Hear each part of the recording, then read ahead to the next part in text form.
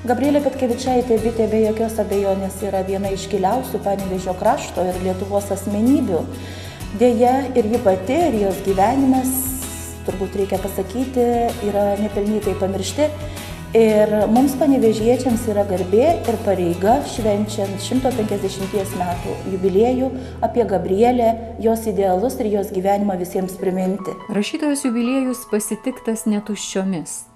Visuomeninės organizacijos Bitės namai iniciatyva Vaičekausko knygynas išleido pilną karo meto dienoraščio tritomį, kuris vasario mėnesį kartu su Kraštotyros muziejaus parengta paroda Gabrielė Petkevičaitė Bitė gyvenimas tėvynei ir žmogui bei Juozo Miltinio dramos teatro aktorių Eleonoros Matulaitės ir Eglės Koriznaitės paruošta literatūrinė kompozicija Dvi moterį buvo pristatytas Vilniaus knygų mugėje.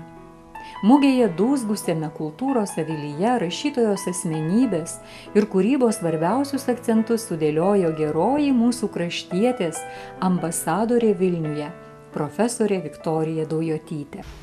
Dabar norėčiau 150-aisiais Vitelės metais pasakyti, jungdama su Justino Marcinkevičiaus trajektorijomis, yra toks žiūrėjimas į Lietuvą, galėtų būti toks žiūrėjimas iš Gabrielės Petkevičaitės Bitė.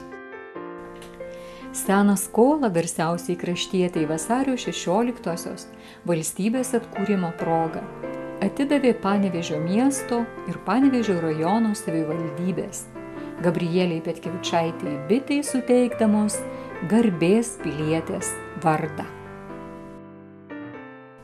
Kovo 30-osios didžiosios Bitės dienos iškilmės buvo pradėtos konferencija Kultūros laukas Gabrielės Petkevičaitės Bitės ir šiuolaikinėje Lietuvoje, rašytojos vardu pavadintoje Panevėžio apskrities viešojoje bibliotekoje.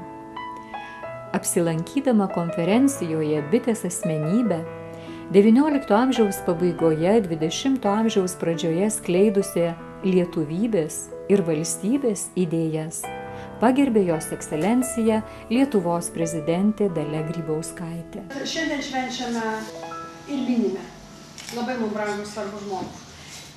Taigi Gabrielė Petkevičaitė Bitė Lietuvai yra išskirtinė. Ne tik Lietuvai, bet ir Europai buvo išskirtinė asmenybė. Savo aktyvia visuomeninė veikla ir idėjomis ji 100 metų tuomet pralenkė laiką, kuriame gyveno.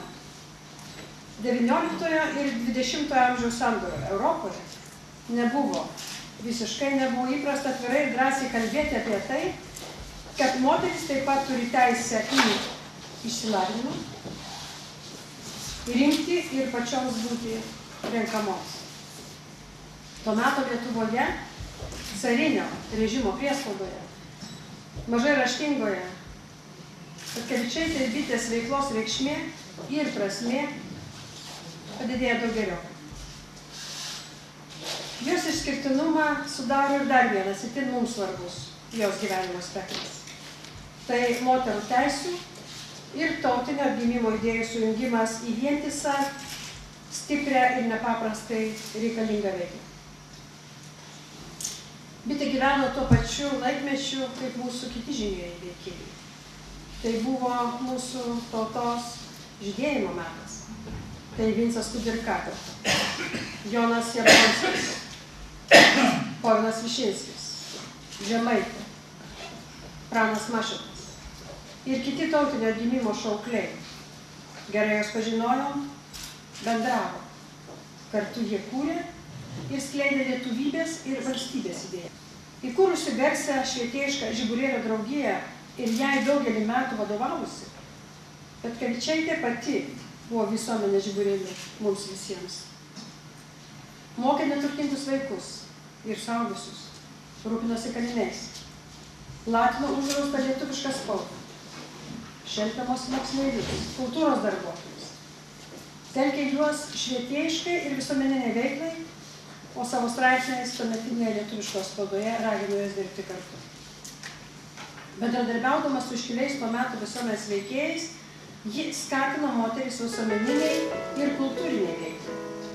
Konferencijoje kalbėjęs kultūros ministras Arūnas Gelūnas pabrėžė, jog savo gyvenimu bitė paneigė antikinį sveiko kūno ir sveikos sielos principą ir iškėlė krikščioniškąjį, silpno kūno, bet nepaprastai stiprios dvasios tiesą. Man labai rūpėtų paliesti aspektą išorinio spindesio ir vidinio grožio.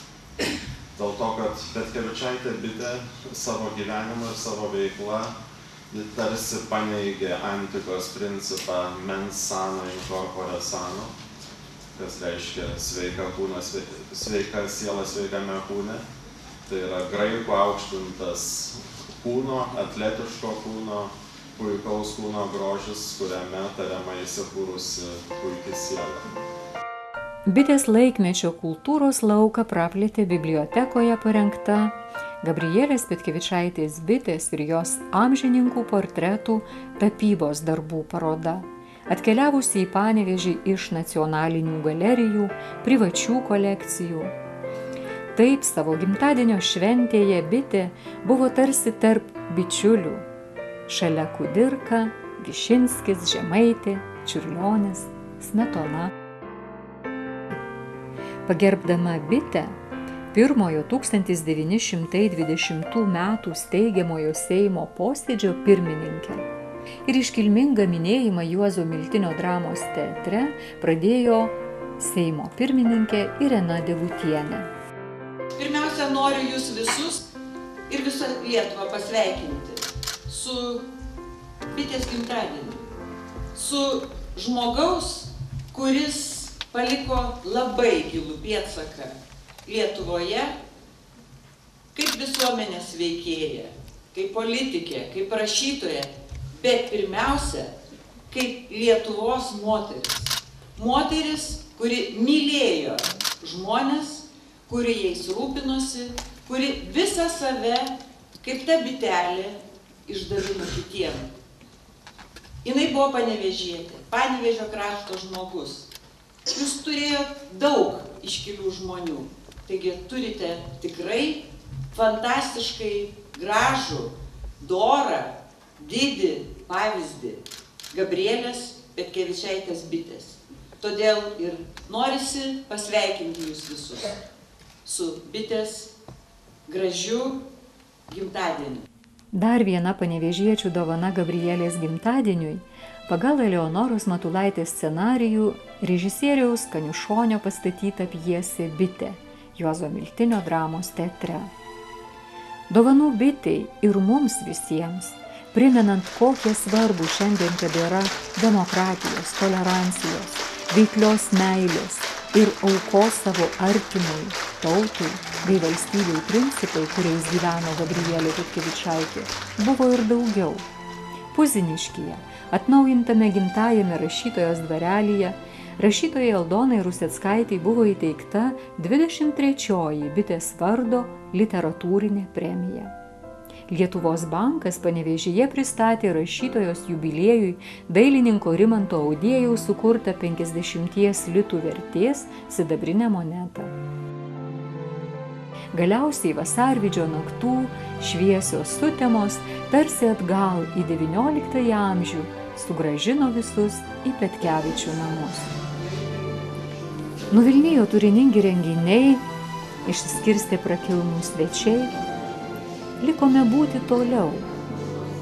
Ar po bitės Gabrielės Petkevičaitės ženklų matysime? Tautų likimas priguli nuo to, kiek tautoje yra stipraus būdo žmonių, sakė rašytoja. Tokia ir buvo ši maža gležna moteris, stovėjusi prie tautos ir valstybės atgimimo ištakų.